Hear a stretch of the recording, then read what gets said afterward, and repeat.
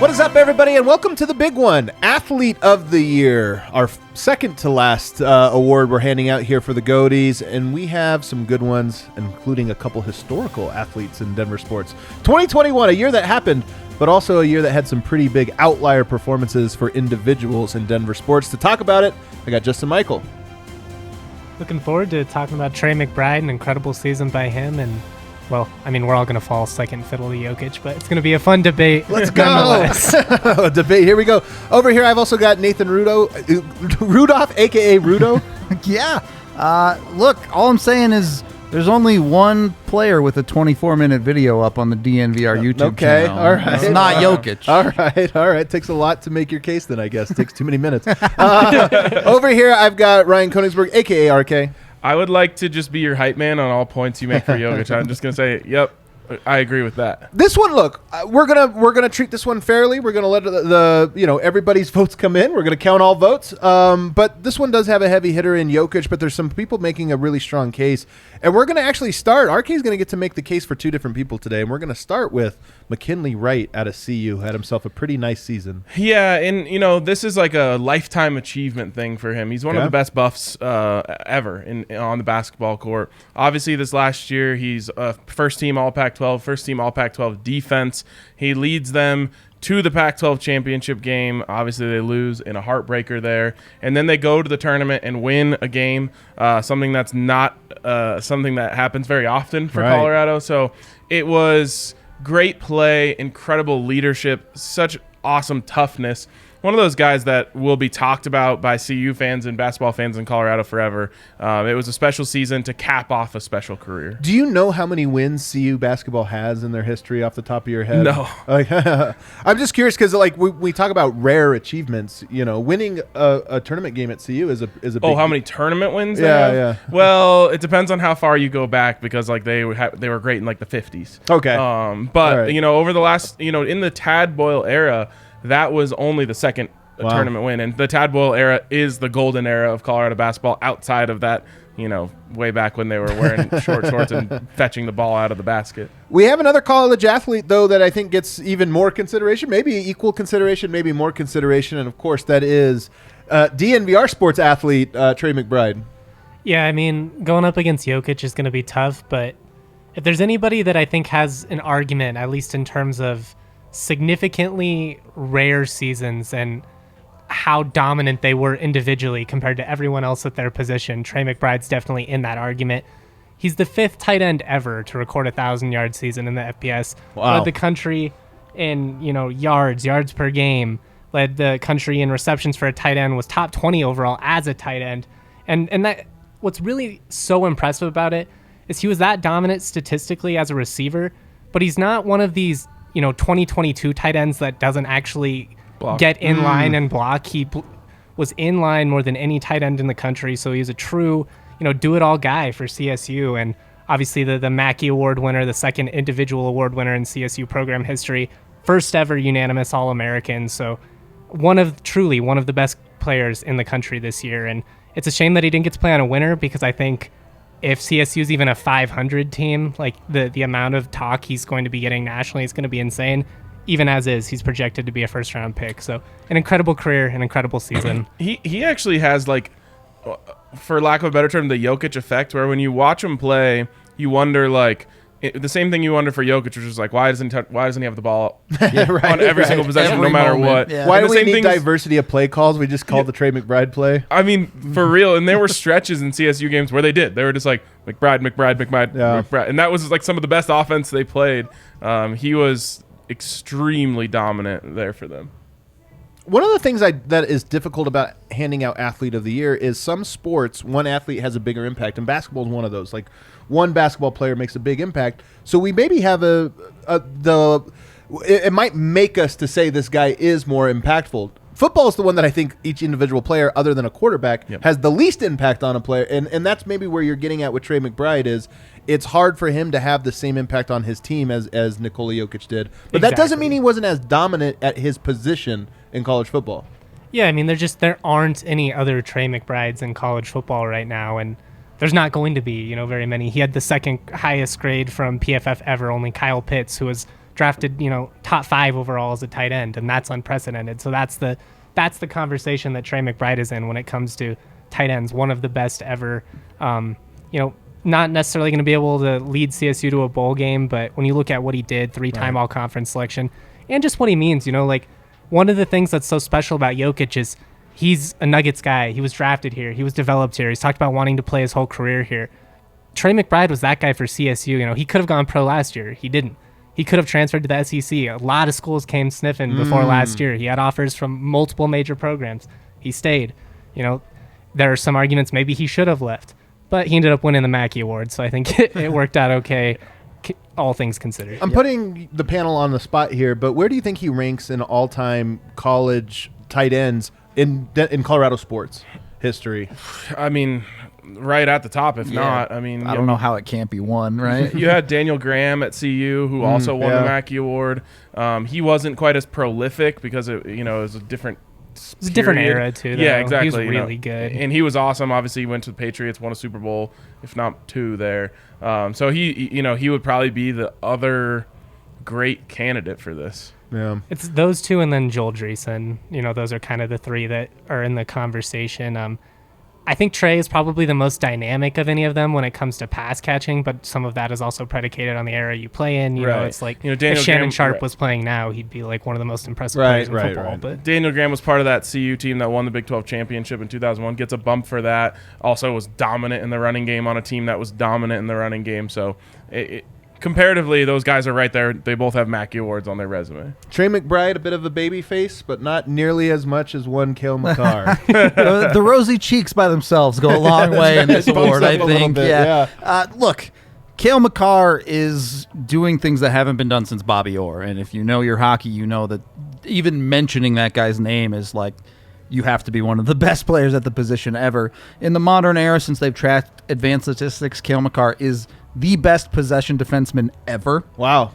Ever. What does that mean, possession defense? Like what is that quantifying? So in layman's terms, essentially, your team is getting more shots on goal than the other team is the general loose metric for possession. Okay. And no one in the NHL has a better plus-minus ratio of shots while they're on the ice than Cale Makar. Okay.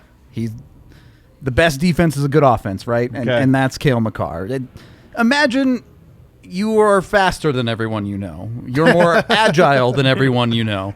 You have better vision than everyone you know, and you're more flexible than everyone you know.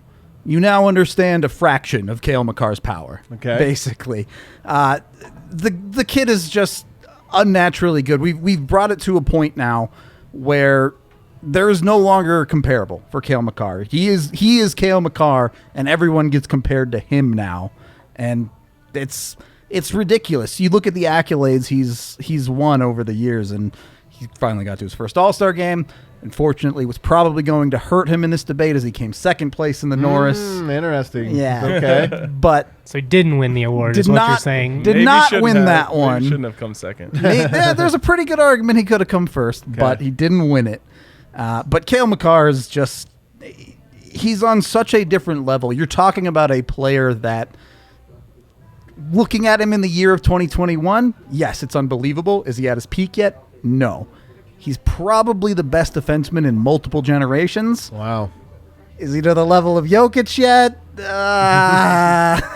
Tough case to make. Well, let me ask this. What made last year so special for him? Or is it just it was the next step in his linear progression upwards that's still going on today? Yeah, so I think 2021, look, from the second he arrived in Colorado, everyone in Colorado knew that this kid was for real. 2021 saw Cale Makar go from a Colorado talent to this is maybe one of the best 5 players in the league nationally. Everyone now understands you should be afraid of Cale Makar every single night. He regularly puts dudes on highlight reels every single game. It's the step up of consistency that we've seen. Okay. Everyone knew he had it in him. No one was sure he was going to do it every night. Was there any other contenders on the Avs for Athlete of the Year? I mean, when you talk about the Avs, usually we talk about Nathan MacKinnon. Yeah, look, you could definitely make a case for Nathan MacKinnon for this award in 2021. I don't think there's any doubt about that. MacKinnon, arguably a top 3 player in the entire NHL himself. So would not bat a single eye if you wanted to give him that award. But Cale Makar is different. Okay. He's just different from a player like McKinnon. This is a guy that you look at not even 3 full years into his career, and you're like, yeah, he's going to the Hall of Fame. Wow.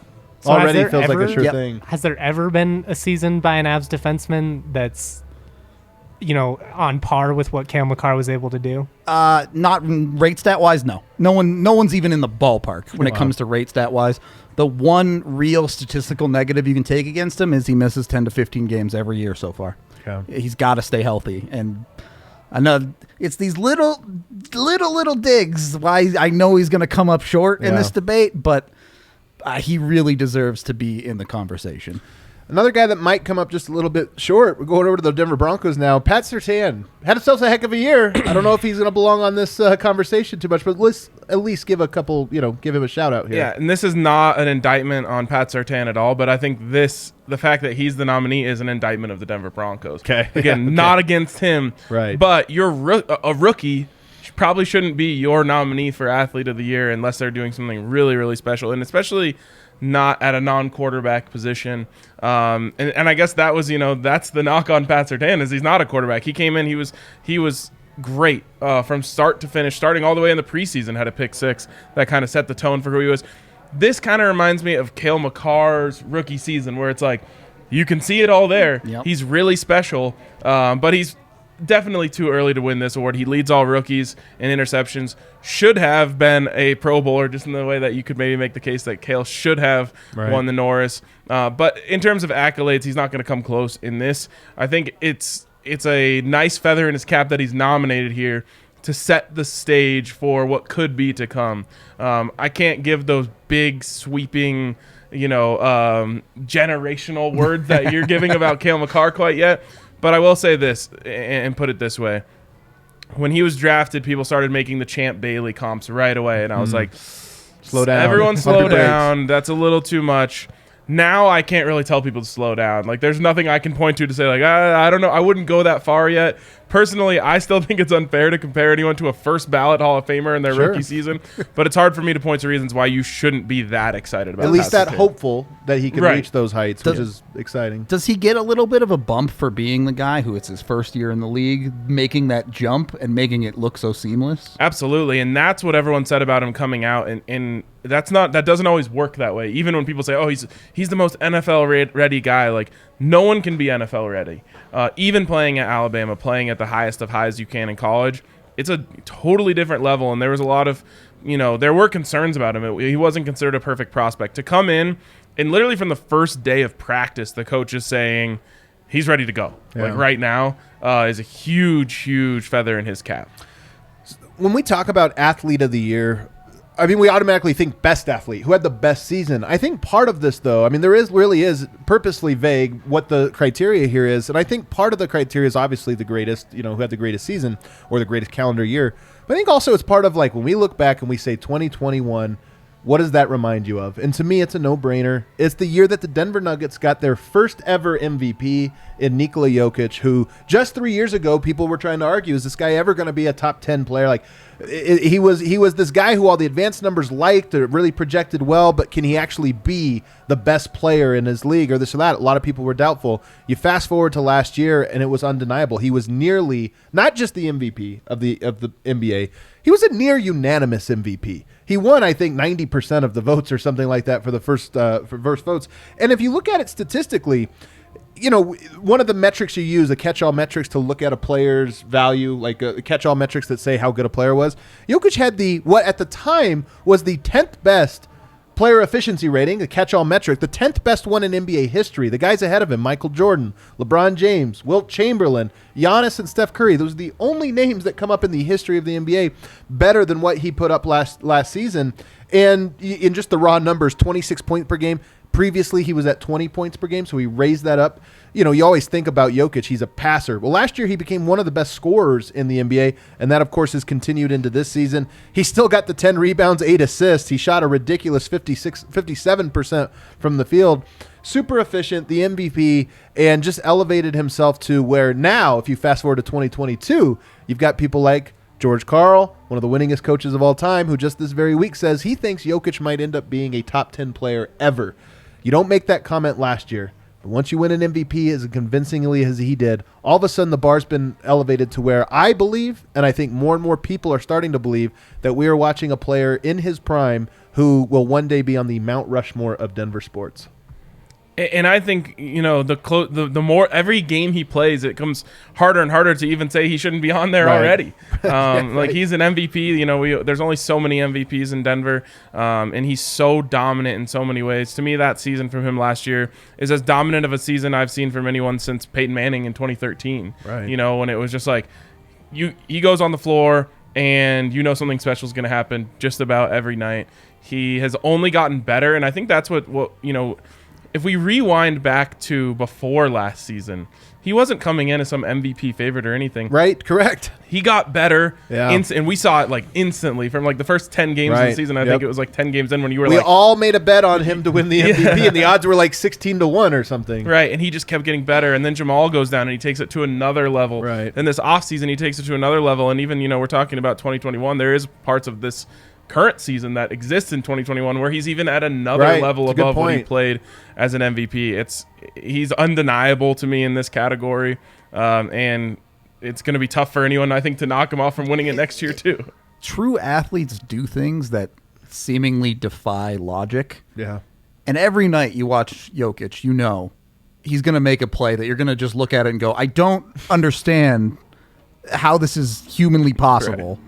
There's not a better thing I can say about a professional athlete than they just blow your mind. What Jokic does blows minds. Greg Popovich, he called him interesting. He's just so interesting, and I love that because it's people want to quantify this or that, but you watch him, and to your point, he's doing it differently than everyone else. He's playing the same sport in a different manner, and I think the one thing that makes this tough when you look at Jokic's season, last year Jamal Murray gets hurt.